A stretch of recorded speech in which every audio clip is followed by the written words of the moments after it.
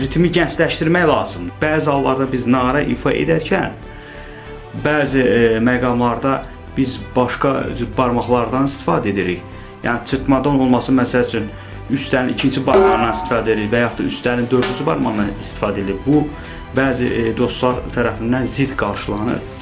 Mən onu bildirmək istəyirəm ki, ritm azadlıqdır. Sən narada istədiyin ritmi ifa edə bilərsən, istədiyin barmaqları göstərə bilərsən. Əgər o barmaqlar sənin ritm və səsə, tembrə kömək edə bilirsə və o ritm səviyyəni, ritm potensialını artırsa, niyə də olmasın?